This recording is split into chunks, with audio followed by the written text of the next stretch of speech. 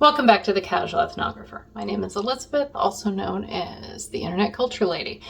This will be part 3 in my series about Venezuela, just picking back up from my notes. So if you've missed part 1 or part 2, I will try and figure out a way to add those little links here, or you can just go to my profile. One of the questions I had when I was doing my research over the weekend was having to do with imperialism. When a major power expands its influence over another, the dominant power will experience its own internal transformations. So here's kind of what tends to happen. So there's an increased economic burden. Empires, they're expensive. They have to be funded. So the dominant power often must fund a military presence, subsidize friendly governments, stabilize economies, manage crises, and absorb migration flows. This can strain budgets, infrastructure, domestic political patience.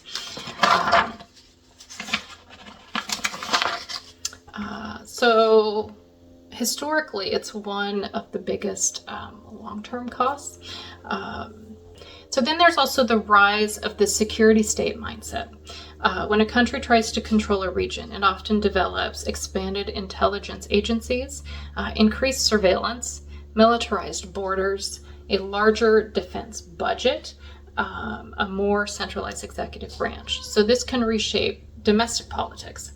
The next area is cultural and ideological shifts. So dominant powers often adopt narratives of civilization mission, rhetoric about destiny or exceptionalism, a belief in the necessity of leadership. This can unify a population or polarize it. The next area is economic winners and losers. Certain sectors benefit enormously. So defense contractors, energy companies, construction and logistic firms, and intelligence and security industries. Other industries might feel neglected, economically squeezed, overshadowed by foreign commitments. So this can deepen inequality. Another area is domestic political polarization. So foreign dominance often becomes a fault line at home. People debate the morality of intervention, the cost, the strategic value, the human consequences. This can reshape elections, parties, and national identity. So then here's another area, blowback. Historically dominant powers often face resentment from the controlled region, terrorism or insurgency, diplomatic isolation, economic retaliation, reputational damage. This is a reoccurring pattern from Rome to Britain to the US in the Middle East. Identity transformation. Perhaps the most profound effect, the dominant power begins to see itself differently. It shifts from a nation to a manager of a region, a guarantor of order, a global actor with obligations. This changes education, it changes media, it changes political rhetoric, it changes political expectation. It becomes part of the national psyche. So to kind of summarize that section, we see 4 things happening. It expands its reach, but also its responsibilities. It gains influence, but also incurs cost. It becomes stronger abroad, but more strained at home. And then it reshapes the world and itself. So here's an interesting little thing that I found when I was doing my research. The Constitution never uses the word empire and never explicitly authorizes imperialism, but it also doesn't forbid territorial expansion or overseas control. Historically, the U.S. has operated under a kind of constitutional gray zone that has allowed imperial behavior without ever naming it as such. So how has the U.S. justified territorial expansion constitutionally? The U.S. has used several constitutional mechanisms to expand. So we've got the treaty power under Article 2. This is how the U.S. acquired Louisiana, Alaska, Puerto Rico, Guam, the Philippines temporarily, and the Virgin Islands. The Constitution doesn't say you can buy other countries, but the treaty power made it possible. The second option is war powers. So after wars, the U.S. has taken territory through treaties. After the Spanish-American War, there's Puerto Rico, Guam, and the Philippines. And then the Mexican-American War was Southwest U.S. And then there's the territorial clause under Article 4. This gives Congress power to dispose of and make all needful rules and regulations respecting the territory belonging to the United States. This is the legal basis for Puerto Rico, Guam, America Samoa, U.S. Virgin Islands, and the Northern Mariana Islands. Insular cases. So in 1901 to 1922, the Supreme Court decisions held that the U.S. can possess territories without granting full constitutional rights. Some places are foreign in a domestic sense. This is the legal architecture of American imperialism. So does the Constitution allow imperialism? Not explicitly, but in practice, the combination of the treaty power, the war power, the territorial clause, and the Supreme Court precedent have allowed the U.S. to behave as an imperial power without ever calling itself one. If a nation wanted to expand imperial power, how would it raise money? Because empires are expensive, they have the need for a military projection. There's infrastructure, intelligence networks, diplomatic leverage, economic incentives, stabilization operations. So historically, how would one fund an imperial expansion? So let's look at the first option. Tariffs. Tariffs have historically been a major revenue source for expansionist states. Before income tax existed, the U.S. government was funded almost entirely by tariffs. Tariffs raise revenue, protect domestic industries, and can be used strategically against rivals. Second option is cutting foreign aid. Empires often reduce aid to redirect funds to military or strategic projects, weaken rival influence, and force dependency on the imperial center. So historically, Britain cut domestic welfare to fund colonial wars, France cut social spending during Algerian and Indochina conflicts, and the U.S. cut foreign aid during certain Cold War escalations. Third option, cutting domestic social programs. This is also historically common because imperial expansion shifts national priorities toward defense, security, foreign operations, and military industrial spending. So some examples. Britain cut social spending during imperial wars. Russia cut domestic programs to fund military expansion. And the U.S. cut domestic spending during major Cold War buildups. So then we've got the next option, increasing debt. Empires often borrow heavily. Britain during the Napoleonic Wars, the U.S. during World War II and the Cold War, and Rome during late imperial expansion. The next option, resource extraction. Empires often rely on oil, minerals, agricultural exports, and strategic commodities. This is why resource-rich regions become focal points. Next option, privatization and corporate partnerships. Modern empires often outsource logistics, security, infrastructure, and extraction. This reduces state costs, but also increases corporate influence. So let's talk about treaty power for a second. One thing I noticed about treaty power is that treaties seem to be signed between the entity that wants the power and the entity that is losing the power, not the folks that are physically there. So here's a couple examples for you. The Louisiana Purchase of 1803, it was a treaty between the United States and France, not with the indigenous nations who lived there. The Alaska Purchase of 1867, a treaty between the United States and Russia, not with the native Alaskan people. The Treaty of Guadalupe Hidalgo of 1848, a treaty between the United States and Mexico, not with the people living in the ceded territories. The Spanish-American War of 1898, the treaty between the United States and Spain, not with Puerto Rico, Guam, or the Philippines. So it's sort of like the owners negotiate, the inhabitants are treated as objects being transferred, and their sovereignty is not consulted. So next, let's talk about when a nation cuts social programs to fund imperial expansion. How does that go? I'm finding not so good. So let's look at some patterns across empires. So let's look at domestic inequality increases first. So when a state shifts resources from healthcare, food programs, housing, and education to military spending, foreign operations, and security apparatus, the result is rising poverty, worsening health outcomes, social unrest, and political polarization. This has happened in Britain during late Empire, France during Algeria and Indochina, Russia during Soviet expansion, and the US during certain Cold War periods. Next, let's look at public support erosion. People eventually ask, why are we funding foreign adventures when we can't afford medicine? Why are we stabilizing other countries when ours is so unstable? This leads to protests, anti-war movements, political realignment, and the collapse of governing coalitions. Next, let's look at the empire becoming financially overextended.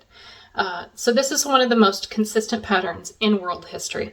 Empires collapse not because they are defeated militarily, but because they overspend, overreach, overextend supply lines, and underinvest in domestic stability.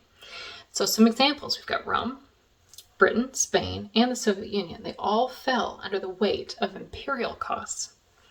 So next, let's look at domestic institutions weakening. When money is diverted away from infrastructure, away from education, away from public health, away from social safety nets, the imperial center becomes brittle, unequal, and politically unstable. So this makes it harder to sustain foreign commitments. Next, let's look at long-term blowback. So cutting social programs to fund imperial expansion often leads to declining life expectancy, rising child mortality, we covered that in the last video, increased homelessness, weakened labor force, and reduced economic productivity. These domestic weaknesses eventually undermine the empire's ability to project power. The word or the phrase that I kept finding as I was looking into this was imperial overreach. That seems to be the agreed upon term for this. So do you remember in the fall of 2025, the talk about the US bailing out Argentina to the tune of $20 billion? I decided I wanted a little bit more information about that. So let me share with you what I found. So this was not an IMF bailout, which is something that the U.S. has been involved with previously with other countries. So this was a direct U.S. government action. It was a bilateral financial rescue. So technically it was a currency swap plus stabilization package directly between the U.S. and Argentina. And it's kind of rare. So the U.S. almost never does a direct currency swap with Latin American countries. It usually works through the IMF to avoid the appearance of unilateral control. This matters because a direct bailout currency swap means the U.S. bypassed the IMF. That's unusual. It means the U.S. wanted speed, control, and influence without multilateral negotiation. It gives the U.S. enormous leverage over Argentina's monetary policy. Currency swaps are powerful tools. They stabilize a country's currency in exchange for policy alignment. It fits the broader pattern of reasserting hemispheric control, hemispheric dominance, however you want to look at it. So this kind of move, this is the kind of move a country makes when it wants influence, alignment, dependency, and regional stability on its own terms. It's financial statecraft, not humanitarian aid. So what is a currency swap? So it's basically a temporary exchange of money between two countries so that one of them can stabilize their economy. Think of it like the Argentina needs US dollars because its own currency is collapsing. The U.S. agrees to swap dollars for Argentina pesos. Argentina promises to return the dollars later plus interest, and the U.S. returns the pesos. It's a short-term lifeline to keep Argentina's currency from free-falling. So the U.S. didn't give money away. It's lending dollars in exchange for influence. And why would Argentina need this? Why would they want this? The U.S. currency is stable and their currency is not. Inflation is high. It needs dollars to pay debts and import goods, and investors are fleeing. A currency swap gives Argentina breathing room, liquidity, a signal to markets that the U.S. is backing them, and temporary stability. It's like a giant don't panic sign for global investors. If a currency swap is not enough to stabilize a country, the second, more dangerous phase is often called by economists the spiral. So it goes in I've got a couple different notes about this. So the currency keeps falling anyway. A swap line is meant to inject dollars, calm markets, signal confidence. If it fails, investors read that as, even with U.S. backing, this currency is still unsafe. It accelerates capital flight, dollar hoarding, inflation, loss of confidence. This is the moment when a crisis becomes a panic. The second part of this is inflation can turn into hyperinflation. If the swap doesn't stabilize currency, the country may print out more money, lose access to imports, see prices rise daily or hourly. This is what happened in Venezuela, Zimbabwe, Weimar Germany, and Argentina multiple times, though not to Venezuelan levels. Hyperinflation. So it destroys savings, wages, pensions, and the middle class. It's one of the most socially destabilizing economic events a country can experience. Third part. The country may need full IMF intervention. If a bilateral swap fails, the next step is usually a large, formal IMF stabilization program. Those typically include austerity, structural reforms, currency controls, debt restructuring, and fiscal targets. This is painful, and it often leads to protests, political collapse, and social unrest. Argentina has gone through this cycle many times. Fourth part, the U.S. gains more leverage. If the swap fails, the borrowing country becomes more dependent, not less. The U.S. can then renegotiate terms, demand policy alignment, influence monetary decisions, shape foreign policy, and block Chinese or Russian involvement. A failed swap increases the borrower's vulnerability. Fifth part, policy instability rises. Economic collapse almost always leads to government turnover, early elections, mass protests, loss of legitimacy, and rise of extremist or outsider candidates. People lose trust in institutions when their currency collapses. Sixth part, regional spillover begins. A failed stabilization in a major economy like Argentina can destabilize neighbors, trigger migration, disrupt trade, weaken regional currencies, and increase crime and smuggling. This is why the U.S. intervenes in the first place, to prevent contagion. Seventh part. The country may turn to China or Russia. If the U.S. swap fails and the IMF conditions are too harsh, the country may seek Chinese currency swaps, Chinese infrastructure loans, Russian energy deals, or BRICS financial support. This is exactly the geopolitical competition that I've kind of been looking at. So a failed U.S. intervention opens the door for rivals. Part number 8. In extreme cases, sovereign default. So if nothing works, a country may default on its debt, lose access to global credit, freeze bank accounts, impose capital controls, and nationalize industries. This is the Argentina 2001 scenario, a full economic breakdown. In this last part before I end this video, let's talk about all the different nations and territories that exist in the Western Hemisphere, because that was a question that I had. So in North America, we have the sovereign countries of Canada, the United States, and Mexico, and U.S. territories, Puerto Rico, U.S. Virgin Islands, Guam, technically in the Eastern Hemisphere, but still part of the U.S., America Samoa, same story, and then the Northern Mariana Islands, also in the Eastern Hemisphere, but I've included here as a territory. So only Puerto Rico and the U.S. Virgin Islands are U.S. territory in the Western Hemisphere. In the Caribbean, we have sovereign countries of Antigua and Barbuda, Bahamas, Barbados, Cuba, Dominica, Dominican Republic, Grenada, Haiti, Jamaica, St. Kitts and Nevis, St. Lucia, St. Vincent, and the Grenadines, Trinidad and Tobago. Territories. The United Kingdom has Anguilla, Bermuda, British Virgin Islands, Cayman Islands, Montserrat, Turks and Caicos Islands. France has Guadeloupe, Martinique, St. Barthélemy, and St. Martin. The Netherlands has Aruba, Curacao, Saint Martin, Bonaire, Saba, Saint Eustatius. Sorry, I do not speak Dutch. The United States, obviously, Puerto Rico, and the U.S. Virgin Islands. In Central America, sovereign countries. We have Belize, Costa Rica, El Salvador, Guatemala, Honduras, Nicaragua, and Panama. In South America, sovereign countries of Argentina, Bolivia, Brazil, Chile, Colombia, Ecuador, Guyana, Paraguay, Peru, Suriname, probably saying that wrong, Uruguay, Venezuela. Territories. France has French Guiana. It is considered a fully part of France. In the United Kingdom has the Falkland Islands and South Georgia and the South Sandwich Islands. In the Arctic, subarctic, Western Hemispheric portions, Greenland is part of Denmark, and Saint Pierre and Miquelon is part of France.